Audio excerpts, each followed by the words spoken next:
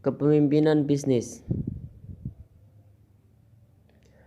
Kepemimpinan merupakan salah satu faktor yang menentukan kesuksesan dalam implementasi.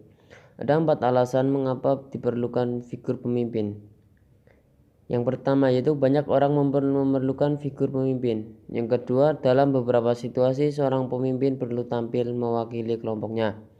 Kemudian yang ketiga, sebagai tempat pengambilan resiko bila terjadi tekanan terhadap kelompoknya. Dan yang terakhir adalah sebagai tempat untuk meletakkan kekuasaan. Secara bahasa, kepemimpinan itu adalah kekuatan atau kualitas seorang pemimpin dan mengarahkan apa yang dipimpinnya untuk mencapai tujuan. Seperti halnya manajemen, kepemimpinan atau leadership telah didefinisikan oleh para ahli, diantaranya adalah Stunner, mengemukakan bahwa kepemimpinan manajerial dapat didefinisikan sebagai suatu proses mengarahkan pemberian pengaruh pada kegiatan-kegiatan dari sekelompok anggota yang lain yang berhubungan dengan tugasnya. Prinsip-prinsip kepemimpinan. Prinsip kepemimpinan Kaizen menurut Bernes dikemukakan dengan mempertimbangkan bahwa Kaizen mengandung 9 prinsip, yaitu mengadakan peningkatan secara terus-menerus, mengakui masalah secara terbuka, mempromosikan keterbukaan bagi organisasi tradisional dan ilmu pengetahuan, menciptakan tim kerja, memberikan proses hubungan kerja yang benar, mengembangkan disiplin pribadi, dan memberikan informasi pada karyawan. Ada beberapa kriteria seorang pemimpin. Dilihat dari aspek pengaruh, seorang pemimpin adalah seorang yang memiliki orang-orang yang mendukungnya, yang turut membesarkan nama sang pimpinan. Kemudian dari segi kekuasaan atau power, seorang pemimpin umumnya diikuti oleh orang lain karena ia memiliki kekuasaan yang membuat orang lain menghargai keberadaannya. Kemudian berdasarkan wewenang di sini dapat diartikan sebagai hak yang diberikan kepada pemimpin untuk menentukan sebuah keputusan dalam melaksanakan suatu hal atau suatu kebijakan. Kemudian pengikut, seorang pemimpin yang memiliki pengaruh, kekuasaan, dan wewenang tidak dapat dikatakan sebagai pimpinan apabila dia tidak memiliki pengikut yang berada di belakangnya yang memberi dukungan mengikuti apa yang dikatakan pemimpin.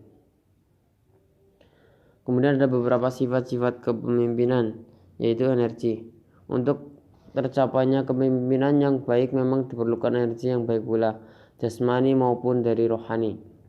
Kemudian memiliki stabilitas emosi. Seorang pemimpin yang efektif harus melepaskan dari purbasangka, kecurigaan terhadap bawahan-bawahannya. Kemudian motivasi pribadi, keinginannya untuk memimpin harus datang dari dorongan batin pribadinya sendiri dan bukan paksaan dari luar dirinya. Kemudian sifat kemahiran mengadakan komunikasi. Seorang pemimpin harus memiliki kemahiran dalam menyampaikan gagasan baik secara lisan maupun tulisan. Kemudian sifat yang kelima yaitu kecakapan mengajar. Sering kita dengar bahwa seorang pemimpin yang baik pada dasarnya adalah seorang guru yang baik. Kemudian kecakapan sosial. Seorang pemimpin harus mengetahui benar tentang bawahannya. Kemudian sifat yang selanjutnya yaitu kemampuan teknis. Meskipun dikatakan bahwa semakin tinggi tingkat kepemimpinan seorang, makin kurang diperlukan kemampuan teknis ini karena lebih mengutamakan manajerial skill-nya. Namun sebenarnya kemampuan teknis ini diperlukan juga. Selanjutnya yaitu fungsi kepemimpinan.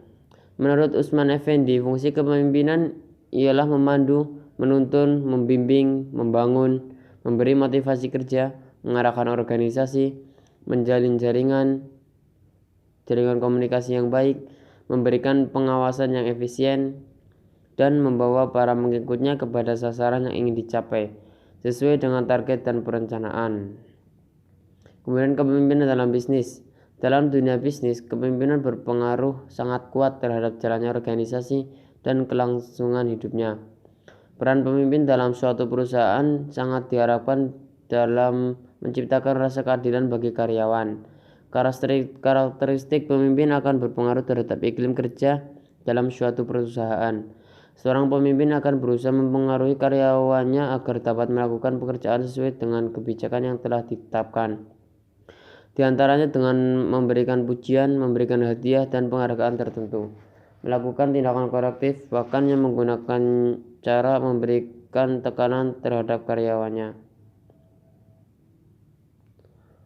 Ya, sekian paparan dari kelompok kami. Bila ada kesalahan, kami mohon maaf yang setulus-tulusnya.